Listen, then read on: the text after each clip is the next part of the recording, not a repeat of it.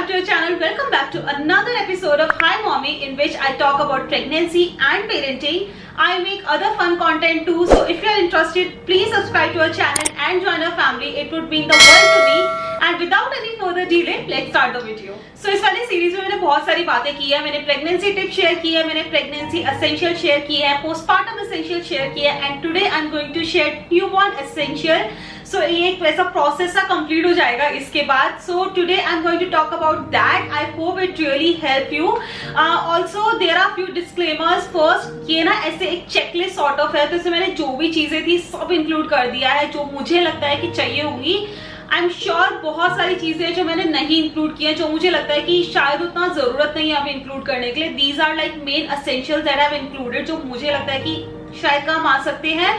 So this is like a checklist जिसमें बहुत सारे आइटम्स हैं, और ऑब्वियसली अभी वो सब मेरे पास यहाँ पे नहीं है क्योंकि my baby is now 1+ year. तो बहुत सारी ऐसी चीजें हैं जो हमने डिस्कार्ड कर दी है या डोनेट कर दी है. सो वो अभी हमारे पास नहीं है. तो मैं ना उन सब की पिक्चर्स यहाँ पे डाल दूंगी ताकि वीडियो भी ज्यादा लंबा ना हो, और मैं आपको थोड़ा बहुत बता दूंगी कि वो किस लिए चाहिए होता है, क्या यूज होता है, लेना चाहिए या नहीं लेना चाहिए, एवरीथिंग. ऑल्सो बहुत सारी चीजें ऐसी हैं जो बेबी टू बेबी डिपेंड करता है, सिचुएशन पे डिपेंड करता है कि वो आपको जरूरत होगी या नहीं होगी. किसी बेबी के साथ पड़ती है, किसी बेबी के साथ नहीं पड़ती है. For example my baby was premature, तो मुझे फीडिंग के लिए उसको बॉटल्स की, स्टेरिलाइजर की, इन सबकी जरूरत पड़ी थी. बट हो सकता है कि आपको उन सबकी जरूरत ना पड़े. But it's like a checklist जिसमें मैं सब चीजें कवर कर रही हूँ, तो आपको जो सही लगे अपने हिसाब से आप वो ले सकते हो, and you can make your own checklist. Now बहुत सारी बातें हो गई है, लेट्स स्टार्ट द वीडियो. सो मैंने ना ये सारी जो चीजें हैं ना, इनको कैटेगरी वाइज डिवाइड किया है. So the first category that we gonna talk about is feeding essential. So feeding essential में चाहिए होता है सबसे पहले फीडिंग बॉटल्स. नाउ अगर आप अपने बेबी को ब्रेस्ट फीड नहीं करा पा रहे हो, अगर आप बॉटल से फीड करा रहे हो, तो आपको फीडिंग बॉटल की जरूरत होगी. तो मैंने फिलिप्स एवेंट की बॉटल यूज की थी. आप उस बॉटल को भी देख सकते हो, अदरवाइज आप अपनी खुद की रिसर्च भी कर सकते हो. बट मैं हाईली रिकमेंड करूंगी ये वाली बॉटल्स क्योंकि बहुत ही अमेजिंग है. बहुत सारी ऐसी चीजें मैंने देखी है कि जब बच्चे और बॉटल्स एक्सेप्ट नहीं कर पाते हैं, बट ये वाली बॉटल्स काफी इजिली एक्सेप्ट कर लेते हैं बच्चे, और बहुत अच्छी से चली है. मैंने हमेशा से डे 1 से इसको यही बॉटल दी थी. So I would highly recommend it. तो आप फीडिंग बॉटल अगर कंसिडर कर रहे हो लेना, तो आप ये वाली कंसिडर कर सकते हो. Otherwise totally depends. अगर आप ब्रेस्ट फीडिंग जर्नी पे हो एक्सक्लूसिव, सो ऑब्वियसली आपको ये जरूरत नहीं पड़ेगी. बट आई वुड सजेस्ट कि अगर एक रख लोगे तो बाय चांस इमरजेंसी में या रात को या पंप करके रख सकते हो, कोई और फीड करा सकता है. So that way you can keep one at least. The second thing that you need is bottle wash. अगर आप बॉटल्स खरीद रहे हो तो आपको बॉटल वॉश की भी जरूरत पड़ेगी क्योंकि आप उसको नॉर्मल डिटर्जेंट से साफ करोगे. सो थोड़ा हाइजीनिकली उतना ज्यादा सही नहीं होता है क्योंकि बहुत सारे केमिकल्स होते हैं जो नॉर्मल वाले वॉशेज आते हैं, जो भी ऐसे यूटेंसिल वॉशेज आते हैं. सो आई वुड रिकमेंड कि अगर आप बॉटल्स यूज कर रहे हो तो जो बेबी का बॉटल वॉश आता है आप वो ही लो, क्योंकि वो थोड़ा ज्यादा हाइजीनिक होता है, केमिकल फ्री होता है. सो वो थोड़ा ज्यादा अच्छा रहेगा. The third thing that you need is burp cloth. Now अगर आप ब्रेस्ट फीड करा रहे हो या फिर आप बॉटल फीड करा रहे हो, बर्प क्लॉथ तो आपको चाहिए. So burp cloth is nothing but एक कपड़ा होता है, उसको यहाँ पे आप रख के उसको बर्प करा सकते हो. क्योंकि जो न्यूबॉर्न बेबीज होते हैं ना, वो ऐसे बहुत स्पिट आउट्स करते हैं, तो वो स्पिट आउट्स आपकी ड्रेस गंदी ना हो और ऐसे स्मेल सा ना हो, गंदा सा ना लगे, तो इसलिए वो बर्प क्लॉथ होता है. शुरू में ऐसा बहुत लगता होगा कि यार क्या ही जरूरत है, बड़े नखरे हैं ये सब चीज, आजकल के चोचले हैं, ऐसा मैंने सुना था. लिटरली ऐसा मैंने सुना था बहुत लोगों से कि सब चोचले होते हैं. But to be honest it saved my life so many times. बहुत सही होता है कि आप उसको रख लो, फिर आप बेबी को मतलब बर्प करा दो आराम से, तो बहुत अच्छा हो जाता है. क्योंकि अगर स्पिट आउट होगा तो आपके कपड़ों पे नहीं होगा, उस पे होगा, एंड ऑब्वियसली आप उसको थ्रो कर सकते हो, दूसरा यूज कर सकते हो. सो बर्प क्लॉथ रख लेना. उसके अलावा the fourth thing obviously is bibs. तो बिब्स आप रख सकते हो. अगर आप बॉटल फीड करा रहे हो तो आई थिंक वो ज्यादा इंपॉर्टेंट होती है. ब्रेस्ट फीड में तो उतनी जरूरत नहीं पड़ती आई गेस, बट अगर आप बॉटल फीड करा रहे हो तो आप बिब्स भी रख सकते हो, क्योंकि अगर थोड़ा सा भी ऐसे स्पिल होता है कुछ भी, तो कपड़े गंदे नहीं होंगे, आपकी सिर्फ बिब गंदी होगी. So bib is the next thing. Now the next thing I am going to talk about is bedding essentials. So अगर आप अपनी बेबी को स्लीप करने का सोच रहे हो तो ऑब्वियसली आपको ये चीज नहीं चाहिए होगी. बट अगर आप चाहते हो कि आपकी बेबी को इंडिपेंडेंट सोने की आदत हो और आप उसको क्रिब में सुलाना चाहते हो, तो first obviously you need is a crib और अ कॉट. उसके अलावा उस पे डालने के लिए जो बेडिंग्स होती हैं वो ऑब्वियसली आपको चाहिए होंगी. उसके अलावा जो मेन थिंग है वो आपको चाहिए होगा mosquito net is very very important, क्योंकि ऑब्वियसली बच्चों को बहुत ज्यादा मच्छर काटते हैं और हम नहीं चाहते कि इतने न्यूबॉर्न बेबीज को मच्छर काटे, वो बहुत परेशान हो जाते हैं। सो इट्स रियली इंपॉर्टेंट कि मॉस्किटो नेट हो ताकि वो आराम से सो सके और उसको मच्छर भी ना काटे, आप लोग भी टेंशन फ्री रहे। So mosquito net is again a very important thing. The next thing is blanket. तो आप अपने बच्चे के छोटे साइज का एक ब्लैंकेट ले सकते हो। अगर आप को स्लीप करा रहे हो तो भी मैं सजेस्ट करूंगी कि आप छोटे साइज का एक ब्लैंकेट ले लो, क्योंकि अगर बच्चा अकेले सो रहा है तो पूरे इतने बड़े ब्लैंकेट को फैलाने से बेटर आप छोटे से ब्लैंकेट में ले लो। अगर आप कहीं बाहर भी जा रहे हो, ऊपर नीचे भी कुछ कर रहे हो, तो ऑब्वियसली आपके लिए बहुत ईजी हो जाएगा छोटे से ब्लैंकेट में रखना। सो एक छोटे से 2 ब्लैंकेट एटलीस्ट आप लेके रख लो। The next thing is swaddle wrap. Now swaddle wrap होते हैं कि बच्चा जब वूम में होता है तो ऐसे एकदम वार्मथ में होता है, एकदम ऐसे अच्छे से कोजी स्पेस होता है, तो बाहर निकलते ही सजेस्ट किया जाता है कि बच्चे को अगर स्वेडल रैप किया जाए तो उनको वही वाली फीलिंग आती है कि वो वूम पे है, तो बच्चे काफी कंफर्टेबल फील करते हैं। हालांकि स्वेडल रैप हर बच्चे को पसंद नहीं होता है। मंची को बहुत पसंद था, हम मंची को शुरू में स्वेडल रैप करते थे, उसको बहुत अच्छा लगता था और बहुत मस्त सोती थी। तो स्वेडल रैप भी 2 तरह के आते हैं। तो नॉर्मल ऐसे मखमल का कपड़ा आता है जिसको आप स्वेडल रैप बना सकते हो, तो उसके लिए आपको प्रैक्टिस चाहिए ऑब्वियसली, बट एक बने बनाए स्वेडल रैप्स भी आते हैं, आप वो भी ले सकते हो। तो उससे आप नॉर्मल ऐसे बेबी को लेटा के उसको ऐसे स्वेडल कर सकते हो, तो बच्चों को काफी अच्छा लगता है। सो you can consider it. The next thing that you need is dry sheet. Now dry sheet again a very important thing कि अगर आप बच्चे को नैपीज में रख रहे हो तो आपके पास एक ड्राई शीट होनी चाहिए, ताकि बच्चा अगर सुसु कर रहा है, पॉटी कर रहा है, तो आपका बेड गंदा नहीं होगा, या उसकी अगर खुद की बेडिंग है तो वो गंदी नहीं होगी और वो ड्राई शीट भी होगी, which you can change any time. So I think dry sheet भी आपको एटलीस्ट 3 to 4 तो होनी चाहिए अगर छोटे साइज की है तो, ताकि अगर आप चेंज कर रहे हो तो आपके पास स्पेयर में हो। So the next category is clothing essentials. Now clothing essentials में obviously सबसे पहले कॉटन के या फिर जो मखमल के कपड़े आते हैं, जितने सॉफ्ट कपड़े अगर बच्चा पहनेगा, जितने अच्छी क्वालिटी के कपड़े बच्चा पहनेगा, उतना ज्यादा वो कंफर्टेबल रहेगा, क्योंकि छोटे बच्चों का जो शरीर होता है वो वैसे खुद ही इतना मखमल का और इतना सॉफ्ट होता है, क्योंकि ऐसा सॉफ्ट टच चाहिए होता है एक कपड़ों के लिए। सो अच्छी क्वालिटी के मखमल के, कॉटन के, जो अच्छा प्योर कॉटन होता है सॉफ्ट वाला, उसके कपड़े ले। वंजीज आपको काफी काम आ सकती हैं, तो वंजीज लेके रख लो, क्योंकि वंजीज में बच्चा ऐसे ढका रहता है ऊपर से नीचे तक। मिटन्स वाली वंजीज भी आती है जिससे पूरा पैकड हो जाता है, तो काफी सेफ्टी सी रहती है बच्चे के लिए। नेक्स्ट, अगर आपका बच्चा विंटर में हो रहा है, सो ऑब्वियसली आपको विंटर वियर्स भी कंसिडर करने पड़ेंगे। तो कुछ ऐसे विंटर वियर्स हो तो बच्चे को आप पहना सको, वो भी थोड़े सॉफ्ट उसमें ही लेना ताकि बच्चा कंफर्टेबल रहे। The next thing that you would need is caps, mittens and sock set. तो आपको वो भी चाहिए होगा, क्योंकि बच्चा जब न्यूबॉर्न होता है तो ऑब्वियसली वो ज्यादा उसको ठंड लगती है, उसको ज्यादा ऐसे प्रोटेक्टेड रखना होता है, तो आपको मिटन्स पहनाने पड़ेंगे, सॉक्स पहनाने पड़ेंगे, कैप्स पहनानी पड़ेंगी। तो उनका सेट आता है, आप वो भी ले सकते हो, आप अलग अलग भी ले सकते हो।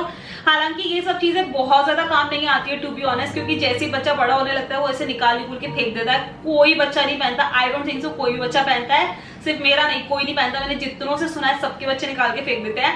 बट आप रख सकते हो, जो शुरू में जब वो निकालने लायक नहीं होगा एटलीस्ट तब पहन लेगा, तो जो छोटे छोटे नेल्स होते हैं ना, तो वो लगने का डर नहीं रहेगा अगर आप मिटन्स पहना दोगे। ऊपर से ठंड भी लगने का डर नहीं रहेगा, तो इसलिए ये जरूरी होते हैं। The next thing that you will need is cotton nappies. तो आपको बहुत सारी ऐसी नैपीज रखनी पड़ेगी। अगर आप अपने बच्चे को डायपर में रख रहे हो तो आपको डायपर्स लेने पड़ेंगे। अगर आप अपने बच्चे को नैपीज में रख रहे हो, कॉटन नैपीज, तो आई थिंक फिर भी चाहिए होगी। अगर डायपर में रख रहे हो, ऑब्वियसली आप 24/7 तो से डायपर्स में नहीं रख सकते हो, तो आप कुछ कॉटन नैपीज अपने पास रखो। आप बहुत सारी ऐसी नैपीज जो मैंने अमेजोन से ऑर्डर की थी, ऐसी थी जो काफी अच्छा कपड़ा था और स्टिल बहुत रीजनेबल थी, बहुत ज्यादा रीजनेबल थी। तो मेरी मॉम ने मुझे सजेस्ट किया था कि ऐसी अगर रीजनेबल वाली ले लोगी ना, तो उससे क्या होगा कि अगर बच्चा पॉटी कर रहा है तो बार बार उसको धो के सुखाने की जरूरत नहीं पड़ेगी, आप उसको डायरेक्टली फेंक भी सकते हो। तो मैंने बहुत बार ऐसा किया है कि अगर उसने नैपी में पॉटी कर दी तो मैंने उसको डायरेक्ट थ्रो कर दिया है। इसलिए मैंने काफी सस्ती वाली नैपीज ली थी, उनका स्टफ भी बहुत अच्छा था, काफी सॉफ्ट था।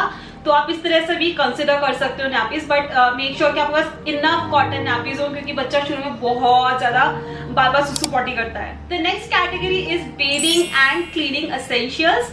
The first thing you need is wet wipes. जो वेट वाइप्स मैंने यूज किए थे उसका भी लिंक पे डिस्क्रिप्शन बॉक्स में डाल दूंगी। वो बहुत ही अच्छे थे। एक तो उनकी क्वालिटी बहुत अच्छी है, दैट इज अल्कोहल फ्री, ऊपर से वो बहुत रीजनेबल भी है। और वेट वाइप्स ऐसी चीज है जो बहुत ज्यादा काम आते हैं, एटलीस्ट न्यू बॉर्न बेबीज के साथ बहुत काम आते हैं। सो ऑब्वियसली वो बहुत महंगे पड़ते हैं नॉर्मल अगर लोगे तो, बट जो मैंने यूज किए थे मैं डे 1 से वही यूज करती आ रही हूँ क्योंकि वो बहुत रीजनेबल भी है और आज तक कोई प्रॉब्लम नहीं हुई। It's alcohol free also, so you can consider that also. So next thing is bathtub. अगर बच्चे को जब नहलाना होता है ना तो बाथटब से क्या है, बहुत ज्यादा से सिक्योरिटी सी हो जाती है, क्योंकि एक ओल्ड तरीका होता है जब आप लैप में बिठा के बच्चे को या पैर में ऐसे बिठा के बच्चे को नहला सकते हो, बट टू बी ऑनेस्ट मुझे बहुत डर लगता था कि अगर वो गिर जाए तो या फिर मैं नहीं हैंडल कर पाऊँ। तो मुझे ऐसा था कि बाथटब होता है ना तो बहुत ईजी हो जाता है नहलाना, बहुत सिक्योरिटी से हो जाता है, क्योंकि पुराने जमाने में लोगों को आदत थी, आई डोंट थिंक सो कि हमें उतनी आदत है उस तरह से नहलाने की। तो आई वुड रिकमेंड कि अगर बाथटब होगा ना तो बच्चा भी कंफर्टेबल होगा, बहुत अच्छे से नहाएगा, आप भी बहुत कंफर्टेबली उसको नहला पाओगे। नेक्स्ट थिंग इज ऑब्वियसली टाल्स। सो आप एटलीस्ट 2 to 3 टाल्स अपने पास रखो, स्पेयर में होना चाहिए कि अगर एक धुल रहा है तो दूसरा यूज आ रहा है या फिर कुछ भी किसी भी काम आ सकता है, तो स्पेयर आपके पास टाल्स होने चाहिए। टाल्स भी मेक श्योर कि आप ऐसे फैब्रिक में लो जो बहुत सॉफ्ट हो। शुरू में जितने भी आप चीजें, इनफैक्ट शुरू में नहीं, मैं रिकमेंड करूंगी कि बच्चों के लिए सारी चीजें आप ऐसे ही यूज करो जो बहुत सॉफ्ट हो, बहुत कंफर्टेबल हो बच्चों की स्किन पे, और बच्चा भी उन्हीं चीजों को तभी एंजॉय कर पाएगा सब चीजों को जब उसको कंफर्टेबल होगा।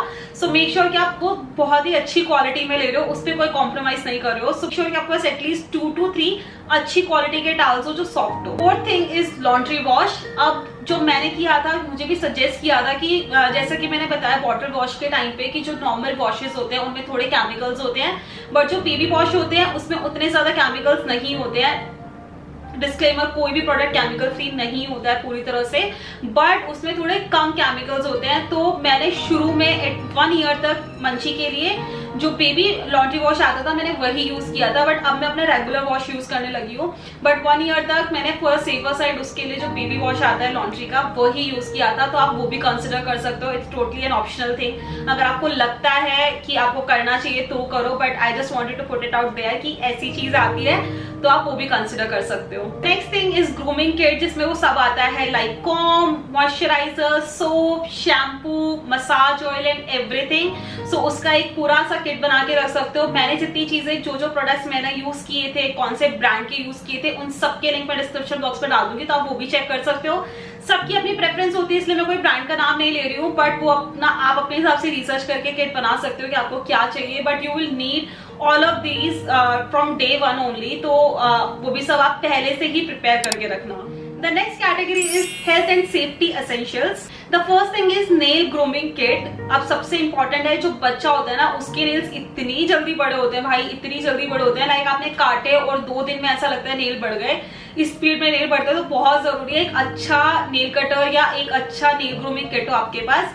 जो मैंने यूज किया था बहुत कन्वीनियंट था, बहुत कन्वीनियंट था। मतलब मुझे बहुत डर लगता था कि मैं बच्चे का नेल कैसे काटूंगी, तो छोटे छोटे हाथ होते हैं, कट गए तो कुछ डर लगता था मुझे, बट वो बहुत इजी था। उसमें जो सिजर आती है ना उससे इतना मक्खन की तरह नेल्स करते थे, उसका लिंक मैं डिस्क्रिप्शन बॉक्स में डाल दूंगी, आप चेक कर सकते हो। अदरवाइज ऐसे ट्रिमर्स वाले भी आते हैं जो बहुत लोग यूज करते हैं। टू बी ऑनेस्ट मैं उतना कंफर्टेबल नहीं थी, मतलब वो थॉट मुझे थोड़ा सा डर आता था, आई डोंट नो व्हाई, तो मैंने वो वाला यूज नहीं किया। मैंने जो यूज किए थे वो आप चेक कर सकते हो, अदरवाइज आप अपनी रिसर्च कर सकते हो, बट मेक श्योर कि आपके पास एक अच्छा सा नेल ग्रूमिंग किट हो। The next thing that you will need is steriliser. Now again this is an optional thing. अगर आप बच्चे को फीड करा रहे हो बॉटल से और अगर आप पंपिंग जर्नी पे हो कुछ भी, तो आपको स्टेरिलाइजर की जरूरत पड़ेगी। तो मेक श्योर आपके पास एक स्टेरिलाइजर हो, क्योंकि अगर बच्चे को आप फीड करा रहे हो तो बहुत इंपॉर्टेंट है हाइजीन मेंटेन करना, अदरवाइज बहुत इन्फेक्शन होने के डर रहते हैं।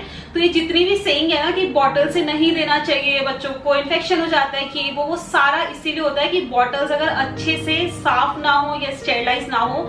सो अगर आप बॉटल से फीड करा रहे हो तो मेक श्योर कि आप बॉटल को थ्रूली अच्छे से साफ कर रहे हो, उसको अच्छे से स्टेरिलाइज करो, जिसके लिए एक स्टेरिलाइजर होना बहुत इंपॉर्टेंट है। वो आपका लाइफ इजी भी बना देगा और वो बॉटल को अच्छे से स्टेरिलाइज भी करेगा। Next thing is hand sanitiser. Now अभी तो ऑब्वियसली हैंड सैनिटाइजर पूरी दुनिया को पता है कि होना ही चाहिए, बट न्यूबॉर्न के साथ तो होना ही होना चाहिए, नो मैटर कि कोरोना है या नहीं है। Hand sanitiser is something which has to be there, कि अगर आप बच्चे को छू रहे हो, एक एटलीस्ट न्यूबॉर्न बेबी को कुछ टाइम तक, तो वो इतना ज्यादा प्रॉन टू डिजीज होता है या प्रॉन टू इन्फेक्शंस होते हैं कि अगर आप उसको जब भी छू रहे हो या फिर कोई और बाहर से आ रहा है उसको टच कर रहा है, उसको ले रहा है गोदी में, तो मेक श्योर कि वो लोग, आप लोग सब हाथ सैनिटाइज करके उसे हाथ लगाओ, ताकि वो थोड़ा एक सेफ्टी पर्पस रहता है। आप हैंड वॉश कर लो या फिर सैनिटाइजर यूज कर लो फटाफट से, तो कुछ तो ऐसा होना चाहिए ताकि बच्चे को इन्फेक्शन कैच ना हो। Next thing that you should have is a first aid kit for babies, जिसमें बेबीज की सारी जो मेड इन दवाइयां होती हैं, पेट दर्द की हो गई या फिर खांसी जुकाम की हो गई, जो भी ऐसी कुछ एक किट बना के रखो जिसमें जो बेसिक चीजें होती है ना वो नेसेसिटीज हो, थर्मामीटर हो, और एक हींग पेस्ट। जो बच्चे होते हैं ना उनको बहुत जल्दी ऐसा होता है कि ना उनको गैस बहुत ज्यादा बनती है, तो ये हर बच्चे का प्रॉब्लम है, हर बच्चे को गैस बहुत ज्यादा बनती है। तो एक तो मेन नॉर्मल सोल्यूशन होता है कि आप हींग पेस्ट घर पे बना सकते हो, जिसमें हींग में थोड़ा पानी मिला के आप नाभि में लगा देते हो बच्चे के। अदरवाइज जो मैंने यूज किया था वो मामा अर्थ का टमी रोल ऑन यूज किया था, वो मुझे बहुत ही सही वर्क किया था, और वो वैसे काफी इजी होता है। लाइक आप हमेशा ऐसे जाके बार बार हींग पेस्ट नहीं बना सकते हो, तो काफी हैंडी होता है कि आप फटाफट से लो और उसे रोल ऑन कर दो, वो बहुत जल्दी असर भी कर देता है। तो वो भी आप कंसिडर कर सकते हो, वो आप रखो। तो ऐसी कुछ चीजें होंगी जैसे थर्मामीटर और ये सब नॉर्मल चीजें, आप एक फर्स्ट एड किट बना के रखो, वो बहुत ज्यादा हेल्प करेगा आपको और आपके बेबी दोनों को। The next thing is diaper rash cream. Now if you are using diaper for your baby, diaper rash cream is very very important. तो अगर आपको कभी भी ऐसा लगता है बच्चे को डायपर रैश हो रहा है, तो आप फटाफट से डायपर रैश क्रीम लगा सकते हो, और ऑब्वियसली वो काफी अच्छा वर्क करेगा। डायपर रैश क्रीम मैंने बहुत कम यूज किया है, टचवुड मंची को कभी डायपर रैश नहीं हुआ उतने, और बहुत एक दो बारी हुए भी है, तो हमने उसको कोकोनट ऑयल लगाया है या फिर डायपर रैश क्रीम लगाई है, और दोनों ही काफी अच्छे से काम करते हैं। सो आप डायपर रैश क्रीम भी रख सकते हो, कोकोनट ऑयल भी रख सकते हो, बट वो डिपेंड करता है बच्चे टू बच्चे की स्किन पे कि किसको क्या चीज असर कर रही है, तो आप उसके हिसाब से देख सकते हो। The last category is organiser essential, जिसमें सबसे पहली चीज है डायपर बास्केट। नाउ ये डायपर बास्केट मैंने ली थी जब मंची बॉर्न हुई थी, उसके आई गेस 3 मंथ्स बाद, 2.5 मंथ्स बाद बेबी। मैंने शुरू में नहीं ली थी, और शुरू में ना ऐसे एक नॉर्मल जो प्लास्टिक की बास्केट नहीं होती, मैं उसमें सारा सामान रख लेती थी और उसको बेड के पास रख लेती थी, क्योंकि ड्रॉर में भी मुझे ऐसा लगता है बार बार बहुत मुश्किल होता है ड्रॉर खोल के कुछ भी निकालना, क्योंकि जब न्यू बॉर्न होता है ना आपको कुछ ना कुछ ऐसे फ्रिक्वेंटली चाहिए होता है, तो आपको बहुत हैंडी चाहिए होती है सब चीजें। तो मैं ऐसे नॉर्मल बास्केट में रखती थी, बहुत डिसऑर्गेनाइज हो गया था, बहुत ऐसे ना मतलब मन नहीं करता था, बहुत सब कुछ फैला रहता था, कुछ ढंग से मिलता नहीं था। So I got to know about this diaper basket on Amazon, और इतनी सही चीज निकली है, इतनी अच्छी ऑर्गेनाइजर है ना ये डायपर बास्केट। इसमें एक तो बहुत सारे कंपार्टमेंट्स है, तो आप अच्छे से ऑर्गेनाइज करके रख सकते हो, और ऊपर से आप इसको कैरी भी कर सकते हो। अगर आपने सब चीज एक में रख रखी है, जो भी इसके एसेंशियल्स हैं, जो डेली यूज होते हैं, फ्रिक्वेंटली यूज होते हैं, आप उसको उसमें रख लो, तो आपको इजी भी हो जाएगा यूज करने में, ऑर्गेनाइज भी रहेगा। और अगर आपको कहीं जाना पड़ रहा है एकदम से, तो आप फटाफट उसको लेके भी निकल सकते हो थोड़ी देर के लिए, और सारी चीज आपके पास होंगी, क्योंकि it's like a hand bag only, और ऑर्गेनाइजर भी है, तो काफी अच्छा लगा था मुझे तो आप वो भी कंसिडर कर सकते हो। The next thing that you need is diaper bag. Now मैंने डायपर बैग का इंपॉर्टेंस अपनी एक और वीडियो में बताया हुआ है, जिसमें मैंने बताया था what's in my diaper bag. Diaper bags are also very very important. अगर आप ट्रैवल कर रहे हो बेबी के साथ तो it is must have obviously, क्योंकि डायपर बैग आर समथिंग जिसमें बहुत सारे कंपार्टमेंट्स होते हैं। वो होता ही इसीलिए ताकि आप बच्चे के साथ ट्रैवल करो तो आप हर चीज को अच्छे से ऑर्गेनाइज कर सको। तो आपको क्या, अगर आप कोई भी ऐसे नॉर्मल बैग में सारी चीजें घुसा लोगे ना, तो वक्त आने पे एक एक चीज ढूंढने में प्रॉब्लम आएगा कि सब एक ही जगह भर जाएगा। तो डायपर बैग होगा ना, तो सब कुछ अपने ऑर्गेनाइज रहेगा, अपने कंपार्टमेंट में रहेगा अच्छे से, और उसमें जो पॉकेट्स होती है वो इंसुलेटेड पॉकेट्स होती है। तो अगर आप कोई खाना या फिर मिल्क ऐसा रख रहे हो जो आप रूम टेम्परेचर पे या फिर हीटेड टेम्परेचर पे रख रहे हो, तो वो उसी टेम्परेचर पे आपको मिलेगा। So again it's very very important. The last thing is not in this category, organizing वाली कैटेगरी में, but I wanted to include it, which is carry nest. So वो क्या होता है, वो इस तरह से दिखता है और वो काफी ज्यादा कंफर्टेबल होता है। तो अब जब न्यू बॉर्न बेबी होता है, आपको कहीं भी जाना है, हॉस्पिटल विजिट्स करने हैं या इधर उधर छोटी मोटी जगह कहीं भी जाना है, तो उसके लिए बहुत ज्यादा सही हो जाता है कि आप बेबी को उसमें रख के आप आराम से लेके जा सकते हो। बेबी बहुत कंफर्टेबल रहता है, क्योंकि उसको लगता है सिर्फ बेडिंग सॉर्ट ऑफ लगता है, और आपको लेने में भी बहुत कंफर्टेबल रहता है। अगर आप कहीं जा रहे हो तो इसे लिटाने में भी कंफर्टेबल सा रहेगा। So you can consider that as well. Okay, so these were the few items that I wanted to share कि जो मुझे लगता है कि काफी ज्यादा इंपॉर्टेंट है। बाकी जैसा मैंने पहले डिस्क्लेमर दिया था, हो सकता है कि जो चीजें मैंने बताई वो आपके काम ना आए, और हो भी सकता है जो चीजें मैंने नहीं बताई है वो आपके काम आ जाए। बट मैंने कोशिश की है, मैं जितनी चीजें इंक्लूड कर सकती थी मैंने वो सारी चीजें इंक्लूड की हैं। बट अगर आपको लगता है कुछ ऐसा मस्ट है जो मुझसे मिस हो गया तो प्लीज कमेंट में लिख देना। तो अगर कोई और ये वीडियो देख रहा है और अगर वो कमेंट में जाएगा तो उसको पता चल जाएगा, तो उसके पास और अच्छा एक व्यू होगा। एंड प्लीज इस वीडियो को लाइक करना, शेयर करना, कमेंट करके मुझे बताना कि आपको ये वीडियो कैसा लगा। और अगर अभी तक चैनल को सब्सक्राइब नहीं किया तो प्लीज सब्सक्राइब कर दो, नोटिफिकेशन बेल ऑन कर दो ताकि आपको नोटिफिकेशन मिल जाए तभी भी वीडियो अपलोड होगा। And I will see you in next video. Till then please do take care. Bye.